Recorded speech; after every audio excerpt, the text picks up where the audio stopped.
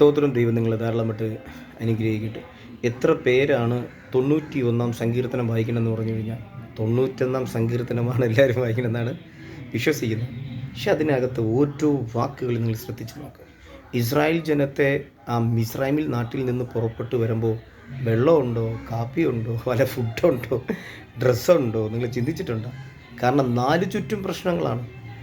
ആ മിസ്രൈമിലുള്ള ഫറവോൺ ടീം, ഈ സ്തോത്രം, മരുഭൂമിയിലെ ചൂട്, അത് ഇത് ഒരു ബഹളം, വലിയ പാമ്പുകൾ. നിങ്ങൾ ചിന്തിക്കാൻ പറ്റുന്നുണ്ടോ?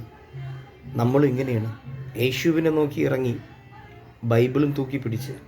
പക്ഷേ കർത്താവെ, ഇതുവരെയ്ക്ക് എൻ്റെ പ്രശ്നത്തിനൊരു മാറ്റം വന്നിട്ടില്ല. വരുന്നുണ്ട്, ഇല്ലെന്നല്ല, പക്ഷേ പരിപൂർണമായി എനിക്കൊരു വിടുതൽ വരുന്നില്ല പച്ച. കടം കൊണ്ട് നിവർത്തിയില്ല, മക്കളുടെ വിഷയം കൊണ്ട് നിവർത്തിയില്ല, സ്വസ്ഥമായിട്ട് ഹസ്ബൻഡിനോട് സംസാരിക്കാൻ പറ്റുന്നില്ല. ഞാൻ രക്ഷിക്കപ്പെട്ടു, എൻ്റെ ഹസ്ബൻഡ് രക്ഷിക്കപ്പെട്ടില്ല. എൻ്റെ ഹസ്ബൻഡ് രക്ഷിക്കപ്പെട്ടു, വൈഫ് രക്ഷിക്കപ്പെട്ടില്ല. കുടുംബത്തിലുള്ളവരാരും രക്ഷിക്കപ്പെട്ടില്ല. എല്ലാവരും എന്നെ പഴി പറയുന്നു, കുറ്റം പറയുന്നു. സ്വസ്ഥമായി ആ യേശുവെ നിൻ്റെ അടുക്കൽ വന്ന് ആരാധിക്കാൻ, പ്രാർത്ഥിക്കാൻ, ചർച്ചിൽ വന്നാലും മനസ്സിനകത്ത് ഭയം. ഞായറാഴ്ച എൻ്റെ മക്കൾ വെള്ളം അടിക്കുന്നവരാണ്, എൻ്റെ ഭർത്താവ് വെള്ളം അടിക്കുന്നവരാണ്, എന്തൊക്കെ നടക്കണമെന്ന് ഒരു പിടുത്തവുമില്ല. ഇങ്ങനെയൊക്കെയുള്ള ഭയങ്ങൾ. പക്ഷെ മോക്ഷ അത്രയ്ക്കുള്ള ഭയങ്ങളിലല്ല സംസാരിക്കുന്നത്. മോശ പ്രൊട്ടക്ഷനെ കുറിച്ച് സംസാരിക്കുന്നത്. അത്യുന്നതൻ്റെ മറവിൽ വസിക്കുകയും സർവശക്തൻ്റെ നിഴലിൻ കീഴിൽ പാർക്കുകയും ചെയ്തവൻ. കണ്ട, ദൈവത്തിൻ്റെ മഹത്വവും ദൈവത്തിൻ്റെ പ്രൊട്ടക്ഷനും മോശ പറയുമ്പോൾ ലക്ഷക്കണക്ക് ജനത്തിന് സ്തോത്രം, അവരവർക്കുള്ള ആഹാരം, അവരവർക്കുള്ള വെള്ളം, അവരവർക്കുള്ള പരിഗണന എല്ലാം നിങ്ങൾ ചിന്തിക്കുക. എൻ്റെ ദൈവം നിന്നെ വിളിച്ചിരിക്കുന്നത് കഷ്ടത്തിലും ദുഃഖത്തിലും പ്രയാസത്തിലും പ്രശ്നത്തിലും നടക്കാനല്ല, നിന്നെ പുതിയൊരു മനുഷ്യനാക്കി മാറ്റാനാണ്. നിൻ്റെ നേരെ വരുന്ന ഓരോ പ്രശ്നങ്ങളും ഓരോ വിഷയങ്ങളും നിന്നെ ഒരു പുതിയ ആളാക്കി മാറ്റാൻ നിന്നെ ട്രെയിനിങ്ങിൽ കൂടി ദൈവം നടത്തുന്നതിൻ്റെ അർത്ഥം, മരുഭൂമി യാത്രയുണ്ടെങ്കിൽ നീ സന്തോഷിക്കേ. ഒരു സമാധാന യാത്രയിൽ കൂടി നീ വർഷങ്ങളോളം പോകേണ്ടി വരും. ഹല്ലേലൂയ. ഒരു പക്ഷിയുണ്ട്, ആ പക്ഷി മരുഭൂമിക്കകത്താണ് കുഴി തോണ്ടി മുട്ടയിടുന്നത്. അതെന്നിട്ട് അങ്ങ് പൊക്കളെ. ഈ മുട്ട, ഈ ചൂട് ഒന്നാലോചിച്ച് നോക്ക്, മരുഭൂമിയാണ്. ഈ ചൂടനുസരിച്ച് ഈ മുട്ട വിരിഞ്ഞ് വിരിഞ്ഞ് വരുമ്പോട്ടല്ലോ, അതിൻ്റെ പ്രയത്നയിൽ കൊണ്ടത് എന്ത് ചെയ്യുന്നു പറയുക, ചിറകെടുത്ത് അടിച്ചടിച്ചടിച്ചടിച്ച് അത് കറക്റ്റ് പറന്നുയരും. ആരും സപ്പോർട്ടില്ല, ആരും സഹായിക്കാനില്ല. പക്ഷെ ദൈവം ആ പക്ഷിക്ക് കൊടുത്ത പവർ ശ്രദ്ധിച്ച് നോക്കുക. അതുപോലെ തന്നെയാണ് കഴുകനും. നിങ്ങൾ ശ്രദ്ധിച്ചാൽ മതി. ആരും സഹായിക്കാനില്ല എന്ന് പറഞ്ഞ് നീ തളർന്ന് ഇരിക്കുമ്പോഴാണ് ആ സഹായിക്കുന്ന വ്യക്തിയെ ഓർത്ത് നീ വൈരാഗ്യപ്പെടാണ്ട് നിന്നെ സൃഷ്ടിച്ച, നിൻ്റെ അമ്മയുടെ ഉദരത്തിൽ നിന്നെ കണ്ടു, നിന്നെ വെളിക്കൊണ്ടുവന്ന സർവശക്തനായ ദൈവത്തെ നോക്കുക. തൻ്റെ പുത്രനെ ഈ ഭൂമിയിലേക്ക് അയച്ചു. കണ്ട, ഈ പ്രസംഗിക്കുന്ന എന്നെയും കേൾക്കുന്ന നിന്നെയും രക്ഷപ്പെടുത്തിയെങ്കിൽ ഒന്ന് ആലോചിച്ച് നോക്ക്. നമ്മളെയൊക്കെ മക്കളെ ഇങ്ങനെ ഇട്ട് കൊടുക്കുമോ? ക്രൂശ് മരണമാണ്, നിസ്സാരമല്ല. ശ്രദ്ധിക്കേ, ചിന്തിക്കേ. നിനക്ക് എൻ്റെ ദൈവം ചെയ്ത ചെറിയ ഒരു അത്ഭുതമുണ്ടോ? അതിലെ പറഞ്ഞ് ദൈവത്തിന് മഹത്വം കൊടുക്കും. മക്കൾക്ക് ചെയ്തത്, ഭർത്താവിന് ചെയ്തത്, ഭാര്യയ്ക്ക് ചെയ്തത്, കുടുംബത്തിന് ചെയ്തത് ചെറിയ ഒരു അത്ഭുതം.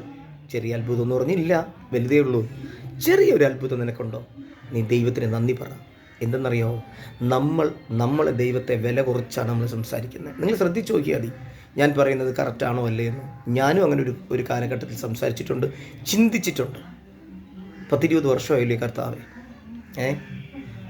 എന്തിങ്ങനെ?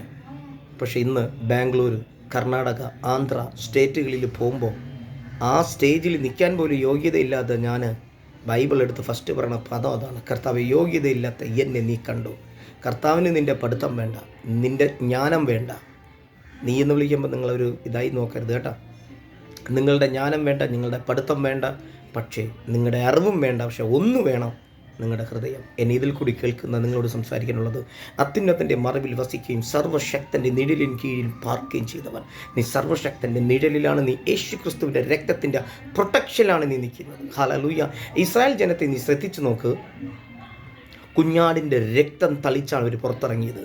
കൽമഴ പെയ്യുന്നു, പുറത്ത് വരുന്നില്ല, ഇല്ലേ? ശ്രദ്ധിച്ചിട്ടുണ്ട്. തവളകൾ പോകുന്നു, അത് പോകുന്നു, പ്രശ്നങ്ങളെല്ലാം പോകുന്നു, അവരതുവരേക്കും പുറത്ത് വന്നിട്ടില്ല. പക്ഷേ എപ്പോൾ യേശു ക്രിസ്തുവിൻ്റെ രക്തത്തിൻ്റെ ആ തളിർപ്പ് അവിടെ വന്നു. അന്നേരം അവരവിടെ നിന്ന് വിടിവിക്കപ്പെട്ടു. ഞാൻ ഉൾപ്പെടെ, കേൾക്കുന്ന നിങ്ങൾ ഉൾപ്പെടെ നസറയനായ യേശുവിൻ്റെ രക്തം കൊടുത്ത് തന്നെയാണ് വിലയ്ക്ക് വാങ്ങിച്ചത്. നീ പറയുന്നത് എന്തെന്ന് കേട്ടുകഴിഞ്ഞാൽ യേശു ക്രിസ്തുവിനെ തള്ളിപ്പറയരുത്. ഇന്ന് അനേക കുടുംബങ്ങൾ, അനേക സഭകൾ അത് പഠിപ്പിച്ചു കൊടുക്കുന്നില്ല. 18 മുതൽ 20 വയസ്സ് വരെയുള്ള പെൺകുട്ടികൾ നമ്മുടെ ചർച്ചിലുണ്ട്. അവർക്ക് പ്രേമം എല്ലാവർക്കും ഉണ്ട്, അത് തെറ്റെന്ന് ഞാൻ പറയൂല. ഞാനും പ്രേമിച്ചാണ് കല്യാണം കഴിഞ്ഞത്.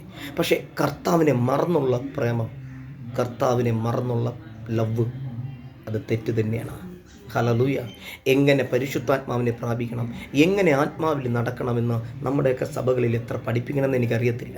നിങ്ങൾ ചിന്തിച്ചു നോക്കാം. ദൈവം നിന്നെ വിളിച്ചിരിക്കുന്നത് യേശുവിൻ്റെ നാമത്തെ ഉയർത്താനാണ്.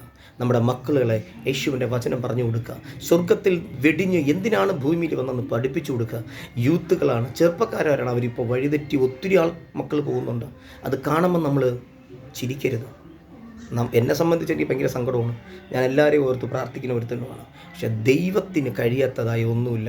എന്നെ ഇതിൽ കൂടി കേൾക്കുന്ന നിങ്ങളോട് പറയേണ്ടത്, സഭകളിൽ അത് പഠിപ്പിക്കുകയും യൗവനക്കാർമരെടുത്ത് പഠിപ്പിക്കുന്ന നസ്രായനായ യേശു തൻ്റെ ക്രൂശെടുത്ത് എൻ്റെ പിന്നാലെ വരാൻ.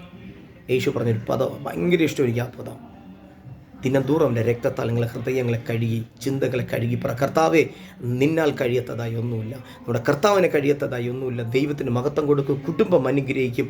ഇനിയെങ്കിലും ശ്രദ്ധിക്കുക, യേശുവിനെ ചെറുതായി കാണരുത്.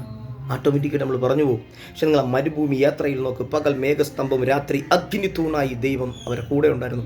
ഒരു പോറൊരു പോലും ഏൽപ്പിച്ചില്ല. പക്ഷെ അവരുടെ മൈൻഡ് കൊണ്ടാണ് അവർ തെറ്റിപ്പോയത്. പക്ഷെ മോശയെ നോക്ക്, ചെങ്കടലിൻ്റെ മുമ്പിൽ പതറിയപ്പോൾ തമ്പുരാൻ പറഞ്ഞു, ഞാൻ എനിക്ക് തന്നെ അധികാരം എവിടെ, അത് ഉപയോഗിക്കുക. കണ്ട, ദൈവം ഈ വാക്കുകളാൽ നിങ്ങളെ ധാരാളമായിട്ട് അനുഗ്രഹിക്കട്ടെ. ഉറച്ച മനസ്സോടെ നില്ല്. ദൈവം നിന്നെ പരിപാലിക്കും. ദൈവം നിന്നെ കൈവിടത്തില്ല. സ്തോത്രം. ആമേൻ.